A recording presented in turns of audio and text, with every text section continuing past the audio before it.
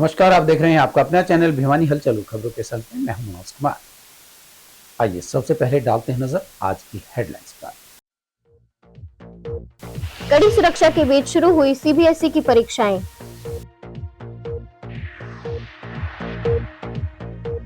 संपर्क दीदी करेगी विद्यार्थियों की शंकाओं का समाधान। छठी कक्षा भी सिस्टम से जुड़ेगी। बच्चों के कैंसर से बचाव में देश हो रहा है सक्षम, कहा सीएमओ शांडिल्य ने। लघु सचिवालय के आसपास लगती ग्रीन बेल्ट को बनाया जाएगा सुंदर।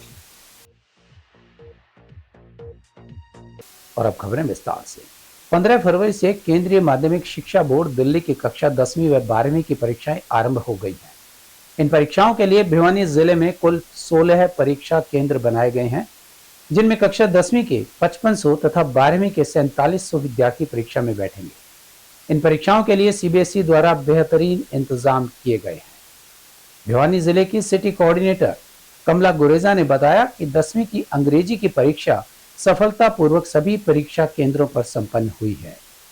सिटी कोऑर्डिनेटर कमला गुरेजा ने बताया कि इस वर्ष की परीक्षाओं के आयोजन में एक नई व्यवस्था यह लागू की गई है कि सिर्फ उन विद्यालयों को ही परीक्षा केंद्र बनाया गया है जहां सिर्फ विद्यालय परिसर व विद्यालय के बाहर ही नहीं अपितु परीक्षा कक्षा में भी सीसीटीवी कैमरों की समुचित व्यवस्था है। सभी केंद्र अधीक्षकों को निर्देश दिया गया है कि सीसीटीवी कैमरों की हर रोज की रिकॉर्डिंग को परीक्षा परिणाम जारी होने के 2 महीने बाद तक संभाल कर रखा जाए।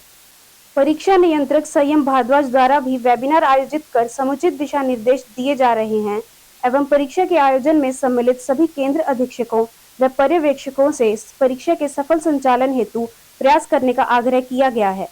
15 फरवरी को आयोजित कक्षा 10वीं की अंग्रेजी की परीक्षा सफलतापूर्वक संपन्न हुई। सभी परीक्षा केंद्रों पर विद्यार्थियों की तलाशी की समुचित व्यवस्था की गई थी। आज से सीबीएसई की बोर्ड परीक्षाएं शुरू हो गई हैं। आज कक्षा 10वीं का इंग्लिश का पेपर था और इंग्लिश में 2 कोर्सेज हैं, language and literature and English core. तो अलग अलग सेंटर्स पे अलग अलग, क्योंकि कोर्स बच्चों ने ऑप्ट किया हुआ है तो उसी हिसाब से क्वेश्चन पेपर्स डिलीवर हुए हैं सीबीएसई की ओर से।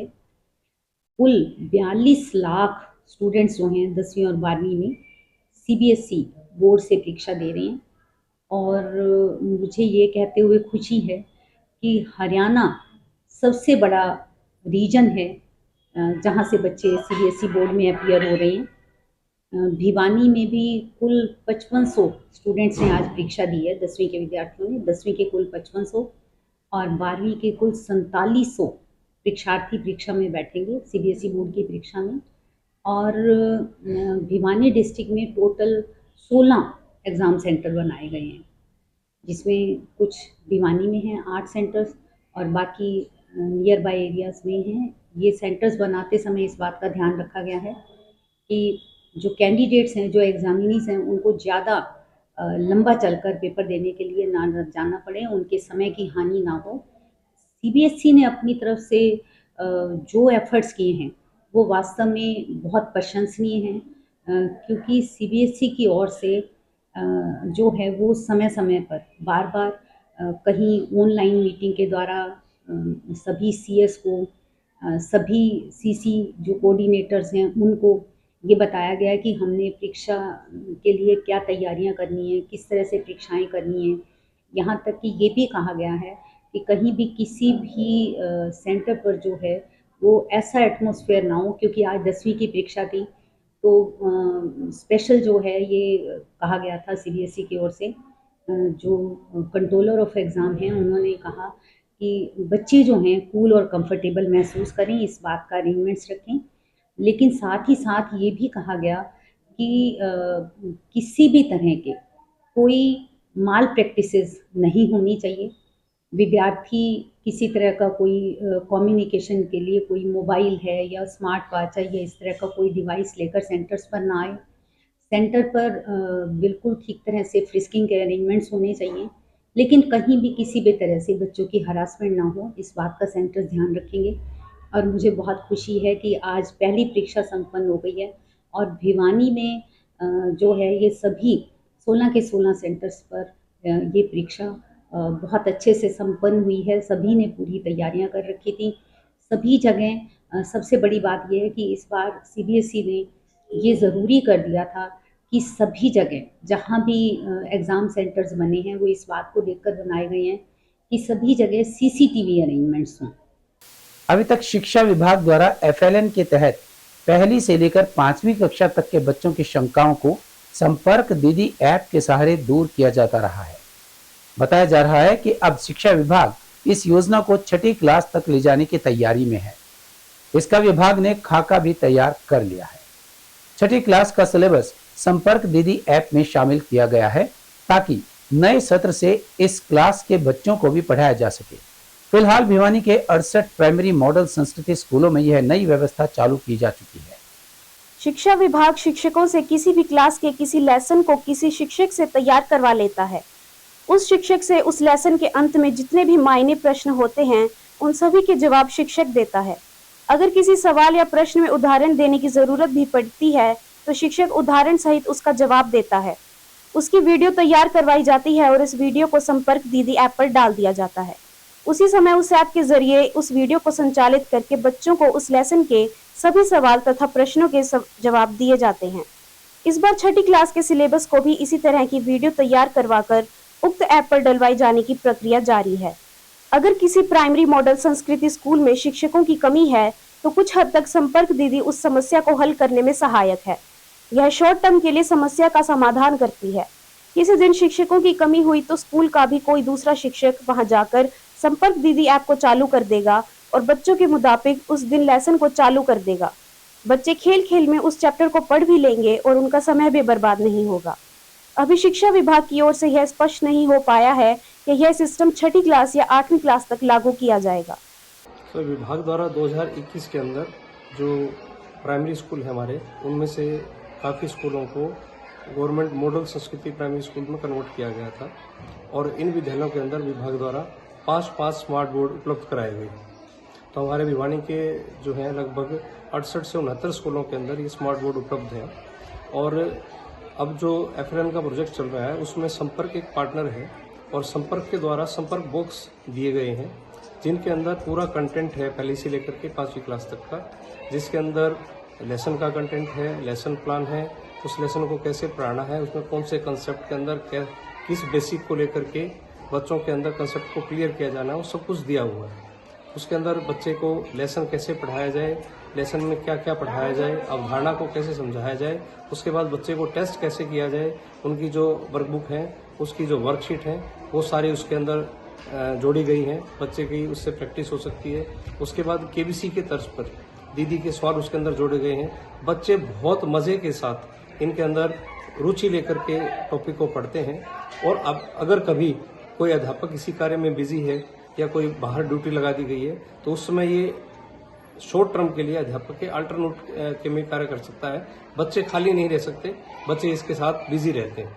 तो संपर्क फाउंडेशन ने जो अपने गवर्नमेंट जो स्कूल हैं उसमें संपर्क टीवी दिया है जो एक टीचर की कमी को पूरा करता है। और उस संपर्क टीवी में जो दिया गया है वो बच्चों को बहुत ज़्यादा अच्छे से सीखने में मदद कर रहा है।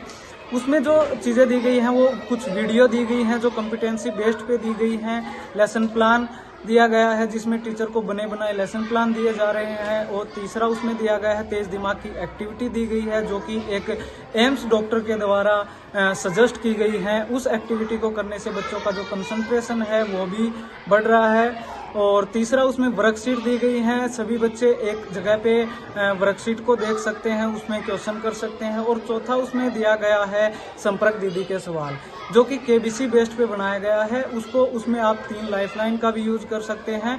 और इससे बच्चे जब इस चारों पांचों कंसेप्ट को मिला के जब चीज़ें आती हैं तो बच्चा एक आसानी से उस चीज़ को सीख पाता है। ये सारी चीज़ें संपर्क टीवी में दी गई।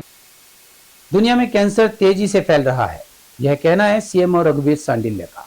उन्होंने बताया कि कैंसर अब नवजात से लेकर 18 साल तक के बच्चों को अपनी चपेट में ले रहा है।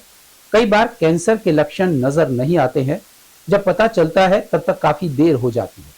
कहा कि बच्चों में 4 प्रकार का कैंसर फैल रहा है। बच्चों में कैंसर को लेकर जागरूकता लाने के लिए हर वर्ष 15 फरवरी को अंतर्राष्ट्रीय बाल कैंसर जागरूकता दिवस मनाया जाता है। 1933 में अंतर्राष्ट्रीय कैंसर नियंत्रण संघ के जिनेवा में पहली बार विश्व कैंसर दिवस मनाया गया था। सीएमओ डॉक्टर रघुवीर शांडिल्य ने बताया कि दुनिया में हर साल 4 लाख से अधिक बच्चों को कैंसर होता है। एक सर्वे के हिसाब से दुनिया में हर साल 3 लाख बच्चों की मौत हो जाती है। इनमें से 2 लाख बिना इलाज के दम तोड़ देते हैं। अंतर्राष्ट्रीय बाल कैंसर जागरूकता दिवस कैंसर के बारे में जागरूकता बढ़ाने, लोगों को शिक्षित करने, इस रोग के खिलाफ कार्रवाई करने के लिए दुनिया भर में सरकारों और व्यक्तियों को समझाने तथा हर साल लाखों लोगों को बढ़ने से बचाने के लिए मनाया जाता है। कैंसर बहुत ही खतरनाक और गंभीर बीमारी है जो बच्चों को भी अपनी चपेट में ले रही है। एक शोध के मुताबिक अब भारत में कैंसर का इलाज समय से शुरू होने की संभावना बढ़ गई है। मरीज का 30 दिन के भीतर इलाज शुरू हो जाना चाहिए। 4 फरवरी को कैंसर डे बनाते हैं। 15 फरवरी को भी हम इसको अवेयरनेस के लिए बाल जो कैंसर दिवस के रूप में भी मनाया जाता है। इसका मकसद यही है लोगों में जागरूकता बनाना, और इसमें जो कॉमनली कैंसर जो बच्चों में होता है उसको अर्ली डायग्नोसिस और अर्ली ट्रीटमेंट के द्वारा इसका सक्सेसफुल ट्रीटमेंट किया जा सकता है। तो जैसे कि एक्यूट ल्यूकेमिया है, बच्चों में कॉमन होता है, न्यूरोब्लास्टोमा है, लिम्फोमा है। अगर इनकी हम पहचान अर्ली स्टेज पर कर लेते हैं, अलग अलग कैंसर की अलग अलग पहचान होती है। लिम्फोमा को हम गांठे के द्वारा पहचान सकते हैं। न्यूरोफाइब्रोमा जिसमें किसी बच्चों को बचपन से के टाइम पर ज़्यादा अनकंट्रोलेबल हमारे पास उस पर प्रेजेंट करता है, फिट्स के द्वारा आता है, उसकी एमआरआई के द्वारा हमें उसका डायग्नोसिस हो जाता है। ल्यूकीमिया है, उसको बोन मैरो के द्वारा हम पहचान कर सकते हैं। बोन मैरो की सुविधा हमारे पास उपलब्ध है, एमआरआई की सुविधा हमारे पास उपलब्ध है। तो जो भी बच्चे हमारी एक आरबीएस की टीम होती है जो स्कूल में बर्थ डिफेक्टिव जो बीमारियां होती है, कैंसर होती है एट बर्थ, उसको पहचान करने के लिए भी हमारी टीम का गठन किया गया है। हमारे पास 2 तो अर्बन की टीम है और 10 टीम हमारी फील्ड की है। वो भी समय समय पर जाकर के आंगनवाड़ी में, स्कूल में जाकर के उनका निरीक्षण करती है। बता दूंगा कि बच्चे, इसके पेरेंट्स भी सचेत रहें। जो अगर बच्चों में कोई मिर्गी आती है, किसी को खून के धब्बे ज़्यादा जमते हैं, उसको दौरे आते हैं, गांठे हैं, तो उसको इग्नोर ना करें। हमारी टीम के द्वारा और हमारे सिविल अस्पताल में आकर के ओपीडी में दिखवाने की कोशिश करें। बताया ना कि अलग अलग कैंसर के बीमारियों के अलग अलग सिम्टम होते हैं। जैसे लिम्फोमा होता है, लिम्फोमा गांठ के द्वारा पहचाना जा सकता है। अलग अलग शरीर पर गांठें हो जाती हैं, उसमें पेन नहीं होता। तो जब गांठ को इग्नोर ना करें, उसकी बायोप्सी और एफएनसी करवाएं। ऐसे ही अगर किसी बच्चे को दौरे आते हैं, उसकी एमआरआई ब्रेन करवाएं। और एक्यूट ल्यूकेमिया है तो उसको हम पेरिफेरल ब्लड स्मीयर बनवा करके पहचान कर सकते हैं, बोन मैरो करवा करके इसकी पहचान कर सकते हैं। इसकी प्रेजेंटेशन होती है कैंसर की, अलग अलग कैंसर की अलग अलग प्रेजेंटेशन होती है।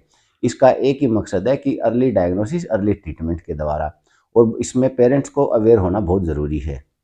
शहर के लघु सचिवालय के आसपास 7 ग्रीन बेल्ट्स हैं जहां हमेशा गंदगी का ढेर लगा रहता था। प्रशासन का यहां की सफाई व सौंदर्यता की तरफ कोई ध्यान नहीं था। बीते दिनों पार्षद संदीप यादव ने इन ग्रीन बेल्ट्स की सफाई करवाने की मांग प्रशासन से की तथा हिसार में हुड्डा प्रशासन के समक्ष भी इस समाधान की गुहार लगाई थी, जिसके बाद प्रशासन सचेत हुआ और हुड्डा प्रशासन द्वारा ग्रीन बेल्ट्स की साफ सफाई का टेंडर जारी किया गया। अब जल्द ही शहर के ग्रीन बेल्टों के पास लगे कचरे के ढेरों का उठान होगा तथा पेड़ पौधों की कटाई छटाई का कार्य भी पूर्ण कर लिया जाएगा। पार्षद संदीप यादव ने कहा कि ग्रीन बेल्टों की स्वच्छता होने के बाद स्वच्छता व सौंदर्यता को 4 चांद लगेंगे। उन्होंने कहा कि भिवानी नगर परिषद के चेयरपर्सन प्रतिनिधि भवानी प्रताप के नेतृत्व में सभी पार्षद शहर की स्वच्छता को बढ़ावा देने को संकल्पित हैं।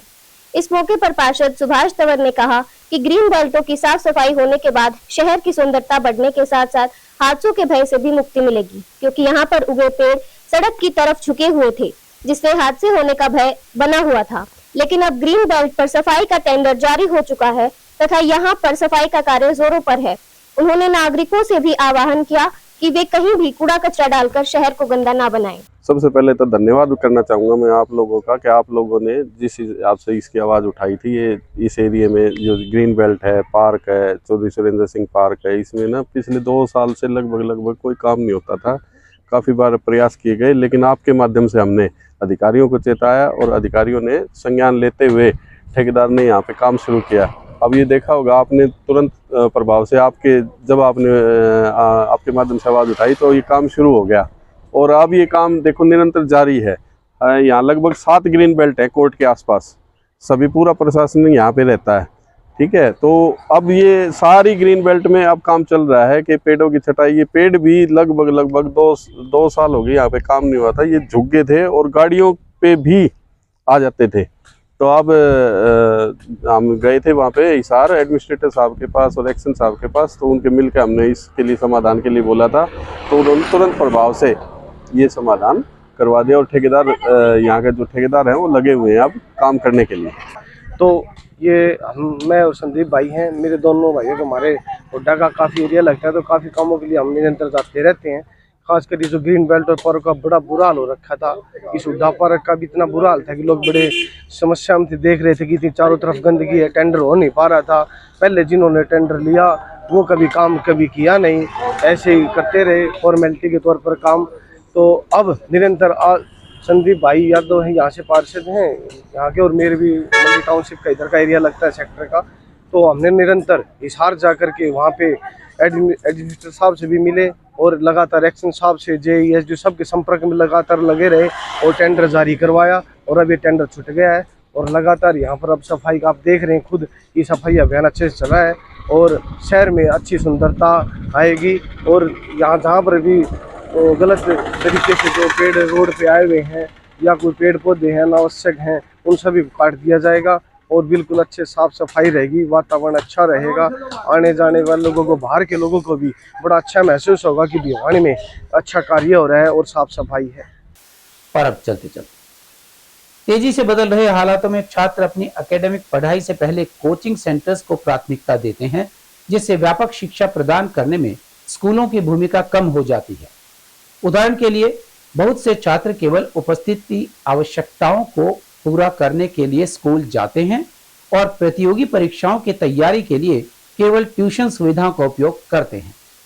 कोचिंग सेंटर्स में लंबे समय तक पढ़कर कड़ी प्रतिस्पर्धा करने वाले छात्र तनाव, चिंता और बर्नआउट का अनुभव करते हैं।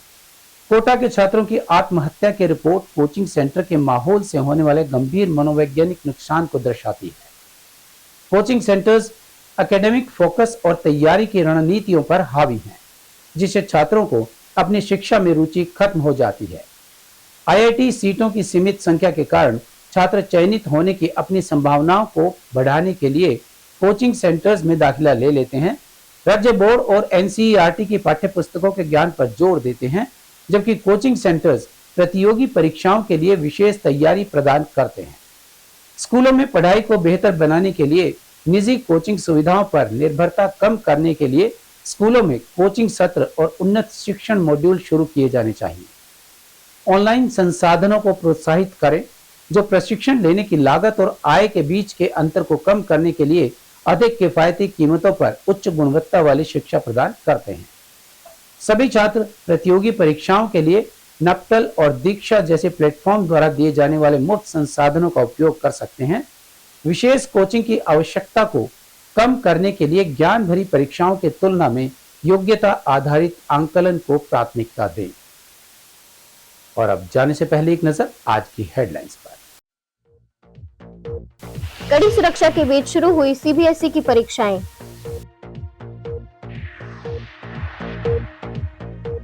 संपर्क दीदी करेगी विद्यार्थियों की शंकाओं का समाधान। छठी कक्षा भी सिस्टम से जुड़ेगी। बच्चों के कैंसर से बचाव में देश हो रहा है सक्षम, कहा CMO शांडिल्य ने। लघु सचिवालय के आसपास लगती ग्रीन बेल्ट को बनाया जाएगा सुंदर।